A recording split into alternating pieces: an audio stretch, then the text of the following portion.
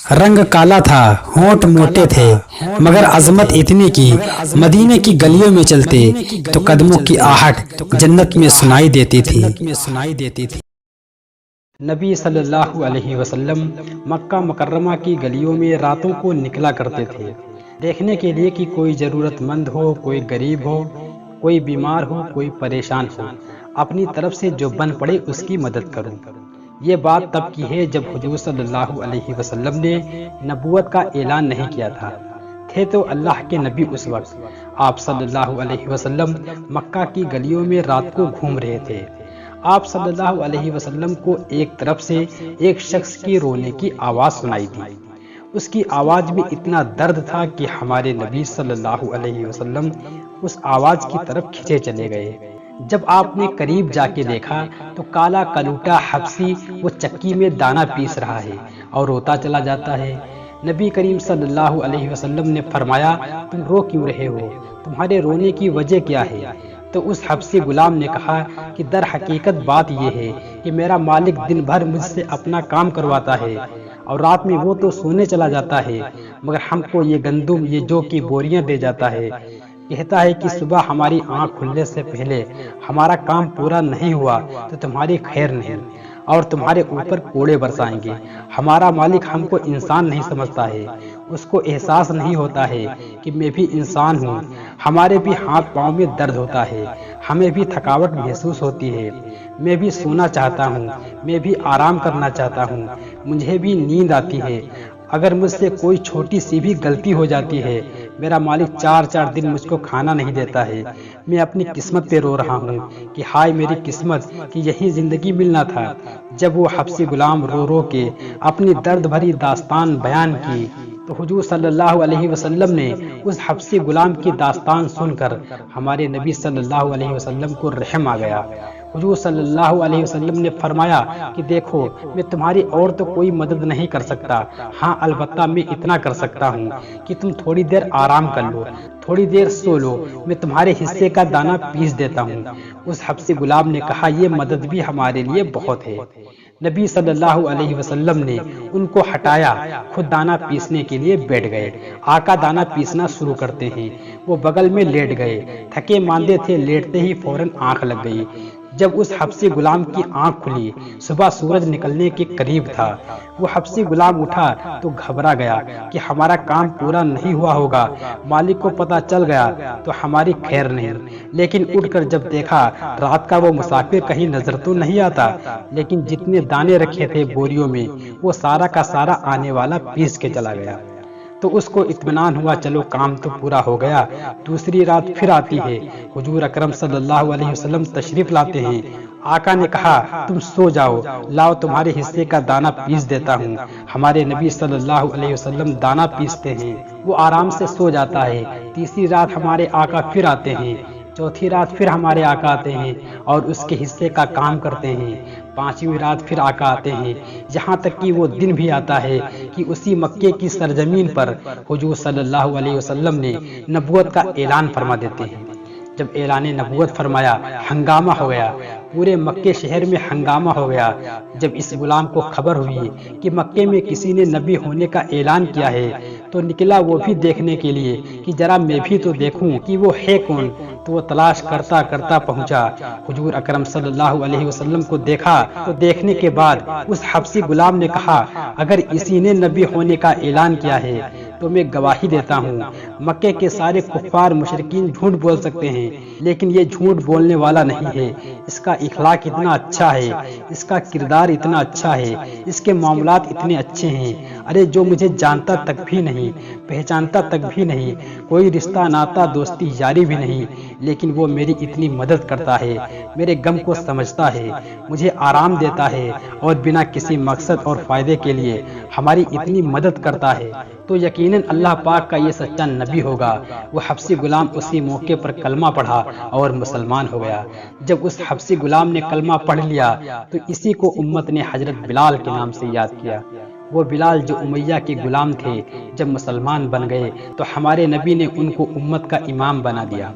انہوں نے کلمہ پڑھ تو لیا، لیکن ان کو مشورہ دیا گیا کہ اے بلال، تم اپنے اسلام کو ظاہر مت کرنا، ابھی ہم مٹھی بھر ہیں، بہت تھوڑے سے ہیں، اگر تم نے اسلام کو ظاہر کیا تو ظاہر ہے تو کمزور ہے، تو غلام ہے، تو غریب ہے، ہم سے تو یہ نہیں ٹکرائیں گے، لیکن تجھے یہ نہیں چھوڑیں گے، اس لیے تم اپنے اسلام کو چھپائے رکھ۔ اب سیدنا بلال رضی اللہ تعالیٰ عنہ نے اپنے اسلام کو چھپائے رکھا، لیکن دو واقعات ایسے ہو گئے زندگی میں کہ ان کا اسلام ظاہر ہو گیا۔ پہلا واقعہ یہ ہوا، ایک مرتبہ امیہ نے کسی کام کے لیے بت خانے میں بھیجا، بلال کو کہا جاؤ وہاں بتوں کی صاف صفائی کراؤ۔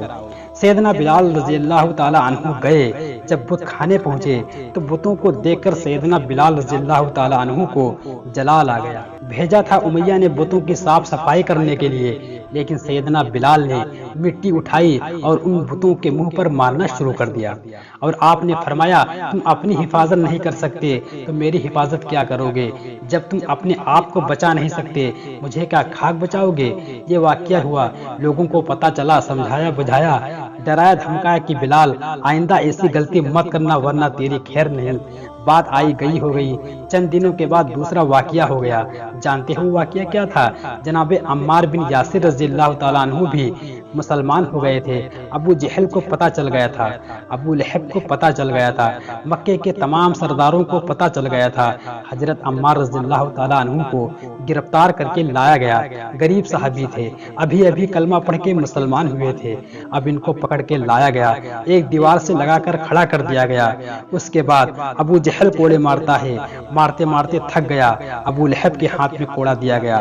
ابو لہب بھی مارتے مارتے تھک گیا تو عتبہ کو کوڑا دیا گیا، ابو سفیان کو دیتا ہے، یہاں تک کہ امیہ کو دیتا ہے۔ امیہ بھی کوڑا مار مار کر تھک گیا تو امیہ نے کہا کہ یہ میرا کام میرا غلام بلال کرے گا۔ امیہ نے کہا بلال یہاں آ۔ بلال کے ہاتھ میں کوڑا دیا گیا کہ چل اب تو اس کو کوڑا مار اور سزا دے، اس نے محمد عربی کا کلمہ پڑھ لیا ہے، ہمارے باپ دادا کے دین کا انکار کر دیا ہے۔ آپ جانتے ہو جب حضرت بلال رضی اللہ تعالیٰ عنہ کے ہاتھ میں کوڑا دیا گیا، اب کوڑا لے تو لیا، اب کریں کیا؟ آگے بڑھے تو حضرت عمار بن یاسر تھوڑا آگے دیوار کے آئے اور آگے آگے کہتے ہیں بلال کے کان میں، اے بلال میرا مسلمان ہونا تو ظاہر ہو گیا لیکن تیرا ابھی ظاہر نہیں ہوا، انہوں نے کوڑا دے ہی دیا ہے تو لگا دے مجھے دو چار کوڑے، مار لے تو بھی مجھے، اگر تو مجھے نہ مارے گا تو یہ میرے ساتھ تجھے بھی ماریں گے، میں تو مار کھا ہی رہا ہوں، تو کیوں خواہ مار کھانے پہ تلا ہوا ہے، اس سے تو مجھے کوڑے مار۔ یہ کہہ کر عمار نے کہا بلال مجھے کوڑے مارو۔ اتنے میں امیہ تڑکتا ہے، کہتا ہے بلال کیا بات کرتا ہے، فوراً کوڑے کیوں نہیں لگاتا؟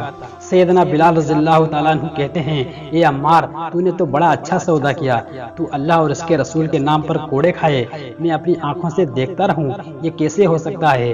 حضرت بلال رضی اللہ تعالیٰ عنہ نے کہا اے لوگوں، جس وجہ سے عمار کو تم لوگ مار رہے ہو میں بھی اس نبی کا کلمہ پڑھ لیا ہے، اب تم صرف اسے ہی نہیں بلکہ اس کے ساتھ مجھے بھی آؤ مارو۔ دو باتیں ایسے ہوئیں جس سے حضرت بلال رضی اللہ تعالیٰ عنہ کا اسلام ظاہر ہو گیا۔ اب جب پتہ چل گیا تو امیہ نے ظلم زیادتی کے پہاڑ توڑنے شروع کر دیے۔ سیدنا بلال رضی اللہ تعالیٰ عنہ پر کبھی رسیوں سے باندھ کر مکے کے بدبخت بچوں کے حوالے کر دیتے۔ سیدنا بلال رضی اللہ تعالیٰ عنہ کو وہ بچے گھسیٹتے تھے، لے جاتے تھے گلی کوچوں میں اور پیچھے سے پتھر مارتے تھے۔ کبھی سیدنا بلال رضی اللہ تعالیٰ عنہ پر کوڑے برساتے، کبھی تپتے ہوئے صحرا میں لے جایا جاتا، آپ کے کپڑوں کو اتارا جاتا، آپ کو ریت پہ لٹایا جاتا، آسمان سے سورج آگ اگلتا تھا، زمین توے کی طرح تپتی تھی، اس تپتے صحرا میں لٹایا جاتا تھا، ان کے سینے پر بھاری بھرکم پتھر رکھا جاتا تھا اور پتھر بھی اتنا بھاری بھرکم ہوتا کہ کئی لوگ مل کر رکھتے تھے۔ سیدنا بلال رضی اللہ تعالیٰ عنہ ہل بھی نہیں پاتے تھے، یہ سزا دی جاتی تھی۔ جب سیدنا بلال رضی اللہ تعالیٰ عنہ کو مارتے تھے تو ان کی زبان پر بس ایک ہی لفظ تھا، احد احد، اللہ ایک ہے، اللہ ایک ہے۔ سیدنا بلال رضی اللہ تعالیٰ عنہ نے اس احد کو اپنا وظیفہ بنا رکھا تھا، جب کوڑے لگتے تو زبان پر احد ہوتا، جب کفار مشرکین کو دیکھتے تب زبان پر احد ہوتا، ہر وقت یہی ذکر کرتے۔ سیدنا صدیق اکبر نے کہا اے بلال کیوں خامخواہ بلند آواز سے ذکر کرتا ہے، دھیمی آواز سے ذکر کر ورنہ تجھے لوگ ماریں گے۔ بلال رضی اللہ تعالیٰ عنہ نے کہا ٹھیک ہے، آپ کہتے ہو پست آواز سے کرو، ٹھیک ہے دھیمی آواز سے ذکر کروں گا۔ سیدنا بلال رضی اللہ تعالیٰ عنہ نے 2 دن تک بلند آواز سے ذکر نہ کیا، نہ کسی نے گالی دی، نہ کسی نے تھپڑ مارا، نہ کسی نے کوڑے برسائے۔ 2 دن گزر گئے تو سیدنا بلال رضی اللہ تعالیٰ عنہ صدیق اکبر سے کہتے ہیں، اے صدیق اکبر، آپ کا مشورہ سر آنکھوں پر، لیکن جو مزہ اللہ کے نام پر کوڑا کھانے میں آتا تھا، اب اس مزے سے ہم محروم ہو گیا ہوں۔ اب ذکر دھیمی آواز سے نہیں کروں گا، اب ذکر بلند آواز سے کروں گا۔ پھر سیدنا بلال رضی اللہ تعالیٰ عنہ نے بلند آواز سے ذکر کرنا شروع کر دیا۔ پھر ظالموں نے مارنا شروع کر دیا۔ ایک بار مار رہے تھے، حضور صلی اللہ علیہ وسلم قریب سے گزرے تو دیکھا سیدنا بلال کو ظالم لوگ مار رہے ہیں۔ آپ نے انہیں سمجھایا، روکا، لیکن وہ نہیں مانے۔ حضور صلی اللہ علیہ وسلم گئے اور خانہ کعبہ میں جا کر کونے میں بیٹھ کے آپ صلی اللہ علیہ وسلم رونے لگے۔ رو رہے تھے یہ کہہ کر، کاش میرے پاس دولت ہوتی تو میں مال دے کر بلال کو آزاد کرا دیتا۔ سیدنا بلال رضی اللہ تعالیٰ عنہ کا یہ عالم تھا کہ ظالم آپ کو کوڑے مارتے تھے تو آپ مسکراتے تھے، گالیاں دیتے تھے تو آپ مسکراتے تھے، تانے دیتے تھے تو آپ مسکراتے تھے۔ کسی نے کہا، بلال عجیب دیوانہ ہے تو، ارے لوگ تجھے مارتے ہیں تو آہو پھکا نہیں کرتا، لوگ تجھے مارتے ہیں اپنے آپ کو بچانے کی کوشش نہیں کرتا، بلکہ جتنا مارتے ہیں اتنا ہی مسکراتا ہے۔ کیا تیری عقل نے کام کرنا چھوڑ دیا؟ آخر مسکرانے کی وجہ کیا ہے؟ تو سیدنا بلال رضی اللہ تعالیٰ عنہ نے فرمایا، سنو، بلال ہر جرب پر کیوں مسکراتا ہے؟ اس کی وجہ یہ ہے کہ ہم جب بازار جاتے ہیں مٹی کے برتن خریدنے کے لیے، ہم یوں ہی سودا نہیں کیا کرتے، بلکہ پہلے برتن کو بجا کے دیکھتے ہیں کہ کہیں کچا تو نہیں ہے، آواز آ رہی ہے یا نہیں آ رہی، کہیں بعد میں خراب تو نہیں نکلے گا۔ مٹی کا برتن ٹھونک بجا کے لیتے ہیں۔ آج بلال مسلمان ہوا ہے، اللہ پاک بھی آزما رہا ہے، کہیں بلال کچا تو نہیں نکلے گا، بلال بدل تو نہیں جائے گا، اس لیے ہر جرب پر مسکراتا ہوں۔ اگر یہ ظالم مجھے مارتے مارتے میرے جسم سے میری خال ادھیڑ دیتے ہیں، بلال یہ تو برداشت کر سکتا ہے، مگر تیرے نام پر کوڑے لگیں اور میں آہ کروں، یہ میں نہیں گوارا کر سکتا۔ صدیق اکبر کو جب خبر ہوئی کہ حضور صلی اللہ علیہ وسلم خانہ کعبہ کے سائے میں بلال رضی اللہ تعالیٰ عنہ کو یاد کر کے رو رہے ہیں، سیدنا صدیق اکبر رضی اللہ تعالیٰ عنہ فوراً پہنچے امیہ کے پاس، اس سے جا کر کہا، امیہ میں تجھ سے بلال کو خریدنے آیا ہوں، بتا کتنی قیمت لے گا بلال رضی اللہ تعالیٰ عنہ کے لیے، آج بلال کے لیے سودا کرنے آیا ہوں۔ امیہ کہنے لگا، ابو بکر بلال کو لے کے کرے گا کیا؟ نکما ناکارہ کسی کام کا نہیں، میں خود اس سے تنگ آ گیا ہوں، تو لے کر کیا کرے گا؟ صدیق اکبر فرماتے ہیں، جب تیرے نزدیک نکما ناکارہ ہے تو اسے رکھ کر کیا کرے گا؟ تو جتنی قیمت مانگے میں دے کر بلال کو خریدنے کے لیے تیار ہوں۔ تو جانتے ہو امیہ نے کیا کہا؟ امیہ نے کہا، میں نے اسے خریدا ہے 50 دینار میں، لیکن اگر تجھے چاہیے تو 1000 دینار لوں گا۔ وہ جانتا تھا ابو بکر اتنا مہنگا سودا تو نہ لیں گے، اور جب نہ لیں گے تو بلال میرے پاس ہی رہے گا، اور میرے پاس رہے گا تو میں اس پر ظلم زیادتی کے پہاڑ توڑوں گا۔ اس پر صدیق اکبر نے کہا، تجھے 1000 دینار چاہیے، چل سودا پکا ہوا، میں تجھے 1000 دینار دینے کو تیار ہوں۔ جب آسانی سے صدیق اکبر مان گئے تو فوراً اپنی زبان سے پلٹی مار دیا۔ امیہ کہتا ہے، میں 2000 دینار کہنا چاہتا تھا، غلطی سے زبان سے 1000 دینار نکل گیا، 2000 دینار مجھے چاہیے۔ صدیق اکبر فرماتے ہیں، تجھے 2000 دینار چاہیے، میں بلال کے لیے 2000 دینار دینے کو تیار ہوں۔ اس نے کہا، ٹھیک ہے 2000 دینار دینے کو تیار ہو جاؤ، پھر بھی میں نہیں دیتا۔ لوگوں نے کہا، امیہ کیسی بات کرتا ہے، تو نے سودا کیا 1000 کا، پھر ہو گیا 2000، اور اس کے باوجود ابو بکر جب 2000 دینے کو تیار ہے تو مانتا نہیں، یہ تو اچھی بات نہیں ہے، عرب والوں کو یہ جیبہ نہیں دیتا، ایسا کیوں کرتا ہے؟ امیہ کہتا ہے، ٹھیک ہے ابو بکر، مجھے 2000 دینار چاہیے، اسی کے ساتھ جو تیرا رومی غلام ہے اور اس کی بیوی ہے اور اس کی جو بیٹی ہے، وہ تینوں مجھے بلال کے عوض چاہیے، کیا بتا دینے کو تیار ہے؟ اس نے سوچا شاید ابو بکر اب منع کر دیں۔ صدیق اکبر نے کہا، جا 2000 دینار میں نے تجھے دیے، اپنا وہ رومی غلام، اس کی بیوی اور اس کی بیٹی بھی میں نے تجھ کو دی، سب رکھ لے اور بلال کو میرے حوالے کر دے۔ اب اس نے لے تو لیا، لینے کے بعد کہتا ہے کہ ابو بکر، میں نے تو سنا تھا کہ تو بہت عقل مند کاروباری ہے، عرب میں تیری عقل کے چرچے ہیں، تیرے کاروبار کے چرچے ہیں، لیکن مجھے افسوس ہے آج تم نے بڑے خسارے کا سودا کیا۔ صدیق اکبر فرماتے ہیں امیہ تم مسلمان نہیں ہے، اس لیے تجھے کیا پتا بلال کی قیمت کیا ہے؟ ارے میرے بلال کی قیمت تو میرا اللہ جانتا ہے۔ اس کے بعد آئے بلال کے پاس، جانتے ہو سیدنا بلال رضی اللہ تعالیٰ عنہ کہاں تھے؟ تپتے صحرا میں لٹایا گیا تھا، تپتے صحرا میں لیٹے تھے اور چکی کی 4 پاٹیں سینے پر رکھی تھی۔ بلال جب زور سے سانس لیتے یا ہلتے تھے چکی کی پاٹیں جسم سے رگڑتی تھیں، اس کی وجہ سے زخم ہو گیا تھا، خون بہتا تھا۔ صدیق اکبر آتے ہیں اور آنے کے بعد ایک ایک چکی کی پاٹ کو ہٹاتے ہیں اور کہتے ہیں بلال اٹھ اٹھ، اب تو تیرے خریدار آ گئے ہیں۔ پھر بلال اٹھے، خوشخبری سنائی، اے بلال میں نے تجھے امیہ سے خرید لیا، میں تجھے آزاد کر رہا ہوں۔ تو سیدنا بلال رضی اللہ تعالیٰ عنہ نے کہا ابو بکر فوراً مجھے میرے آقا صلی اللہ علیہ وسلم کے پاس لے چلو۔ پھر ابو بکر رضی اللہ تعالیٰ عنہ بلال رضی اللہ تعالیٰ عنہ کو حضور صلی اللہ علیہ وسلم کے پاس لے گئے۔ بلال رضی اللہ تعالیٰ عنہ دربار رسالت میں پہنچے۔